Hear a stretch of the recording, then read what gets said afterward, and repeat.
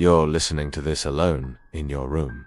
It's nighttime. You can hear the wind blowing outside. You can hear the trees swaying. You can hear the birds probably sleeping, but you can still hear them. You can hear all of the noises. You can hear the crickets chirping outside, distant dogs barking. And then you start hearing things inside. You don't know what they are. You try to ignore them, but they seem to be getting louder. So you sit up in bed and listen intently.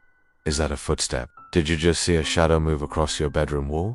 It has stories like these that terrify me, because they are the kind of ghost stories that have been told around campfires for years. They are not ghost stories with ghosts who rattle chains, or make regular appearances, and then disappear when you turn around. They're the kinds of stories that leave you feeling uneasy after you've heard them, wondering about the cracks in your walls, the floors above you, and the whispers in your own home. Hey everyone, I'm here to tell you a scary ghost story. A while back, I worked at a mental hospital. It was an old building and it had seen better days. Most of our patients were violent, but we did have some that were severely emotionally disturbed and didn't really understand what was going on around them. One patient in particular stood out. He was somewhere in his 60s, but looked 90. He was skin and bones. He hadn't spoken a word since he came in, and he would spend most of his days staring blankly out the window of his room. We couldn't get him to talk, so we had no idea what his name was or where he came from. All we knew was that he'd been found wandering the streets of a nearby town, confused and disoriented. His clothes were tattered and he didn't have any identification on him. We tried everything we could think of to get him to talk, but nothing worked. That was until one night. I was working the night shift and sitting in the common room watching TV when I heard a knock on the door. Startled, I turned my head to see who it was, but it was locked. I checked the cameras and saw that it was coming from Mr. Williams's room. I told myself that it was probably just the wind, but the knocking continued and even seemed to grow louder. I asked my coworker to keep an eye on the cameras, while I went to check on Mr. Williams. As I made my way down the hall, the knocking became more pronounced and I started to feel a sense of dread wash over me. When I finally reached Mr. Williams's room and knocked on the door, there was no response. Concerned, I opened the door and stepped inside. The room was empty. The bed was neatly made and the only furniture in the room, a small table and chair, was in its place. Confused, I started to search the room to see if there was another entrance. That's when I noticed the window. It was slightly open and I could see the outline of Mr. Williams standing outside. I rushed to the window and peered out to see what was happening.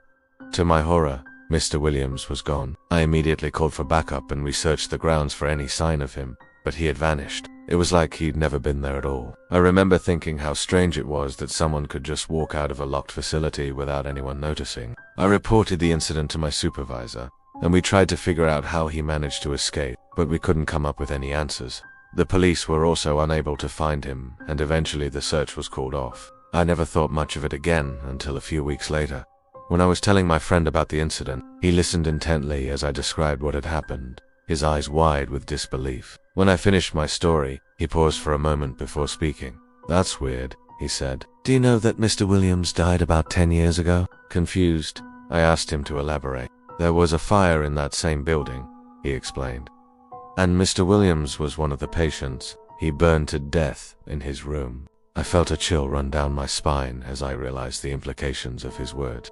The fire had happened just a few years before I'd started working at the hospital, and I had never been told about it, but that wasn't the most disturbing part. As I looked over at the window, I noticed that it was slightly open, just as it had been when I'd found Mr. Williams's room empty. I quickly closed it and turned to my friend, my heart racing. "Let's change the subject," I said, my voice shaking. But my friend didn't seem to share my unease. He looked at me as if I were crazy. "What's wrong with you?" he asked. "It's just a story. There's no need to be scared." I tried to laugh it off, but I couldn't help feeling a sense of dread wash over me. I couldn't shake the feeling that something was watching me, waiting for me to let my guard down. Every time I turned my head, I felt like there was someone standing behind me, observing me. I started to feel like the walls were closing in on me, suffocating me. I tried to focus on my work, but my mind kept drifting back to the story my friend had told me. I couldn't help but wonder if Mr. Williams was trying to communicate with me, warning me to stay away. I started to feel like I was being watched all the time. I would walk into a room and feel a sudden chill or hear a whisper that I couldn't quite make out. I began to question my sanity, wondering if I was losing my mind. One night I was working alone in the common room when I heard a knock on the door. My heart skipped a beat and I froze, my blood running cold. Was it him? Had he come back? The knocking grew louder and more insistent, and I could feel my pulse pounding in my ears. I wanted to run, to hide, but I couldn't move. I was paralyzed with fear. Then, gathering all my strength, I slowly turned my head toward the door, and when I did, for a split second, I saw a dark, shadowy figure standing in the doorway. It was tall and thin, and it seemed to be made of smoke and darkness. Before I could react, the figure was gone. Now, terrified, I ran to the security office to check the cameras. But when I looked at the footage from the common room, there was nothing there. The image was clear, showing nothing but the empty hallway and the closed door. But I knew what I had seen. I knew it wasn't just a trick of the light or a figment of my imagination. I couldn't explain it, but I knew that I wasn't alone. And whatever was out there wanted me to know that I wasn't safe. Days turned into weeks, but the strange occurrences didn't stop. I would hear footsteps in the dead of night, voices whispering my name. Sometimes I would wake up from nightmares, my heart pounding in my chest, only to find that someone had been sitting in my room watching me sleep.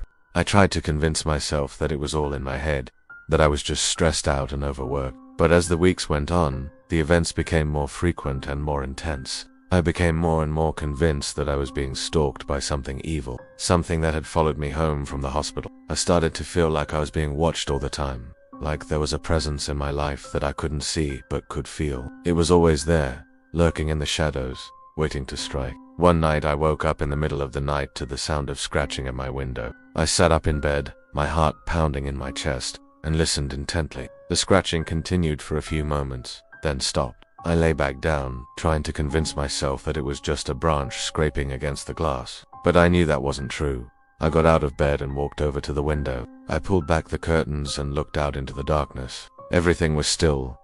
There was not a leaf or branch in sight. Yet I could have sworn I had heard the unmistakable sound of scratching claws on glass. I'd tried to shake off the incident, but I couldn't stop thinking about it. I started to feel like I was losing my mind, like I was becoming the very thing I feared the most. One day I decided I had had enough. I'd packed my things and moved out of my house. I needed to get away from whatever it was that had invaded my life and was destroying me from the inside out. I found a new place to live and tried to start a new life. But the strange occurrences continued. I would still hear footsteps in the dead of night and feel the presence of something evil watching me. I tried to convince myself that it was just my imagination, but I knew that wasn't true. I knew that whatever was following me had found me again. I was trapped in a nightmare that I couldn't wake up from, and I was starting to lose hope.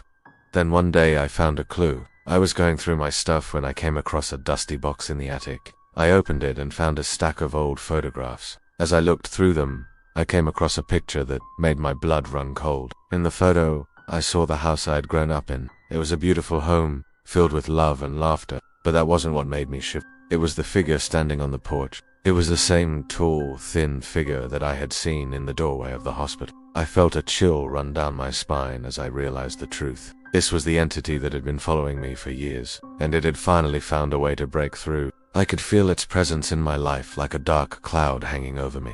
It was always there, lurking in the shadows, waiting to strike. I could feel its cold, dead eyes on me, watching my every move. And I knew that there was nowhere left to run. I'm trapped in a nightmare and I don't know how to escape. I feel like I'm being hunted, like there's a predator out there stalking me, waiting for me to let my guard down. I can feel its presence in my life like a dark cloud hanging over me. It's always there, lurking in the shadows, waiting to strike, and I don't know how to escape.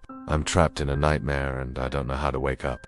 And then the scariest part is that I don't know if I'll ever be free of it. I feel like I'm being watched all the time, like there's a pair of eyes boring into my skull, seeing every thought, every fear. I try to convince myself that it's all in my head, but what if it's not? What if there's something out there watching me, waiting for me to turn around so it can strike? I don't want to find out. When you're alone in your room and you hear a noise, do you dare investigate? Or do you just hope it goes away? Well, you might want to be careful because you don't know what might be out there. Well, that's all for today. Remember to subscribe so you don't miss out on any more scary stories. Also, leave a like if you enjoyed this video, and why not share it with a friend? After all, who doesn't love a good scare? Thanks for listening and happy haunting.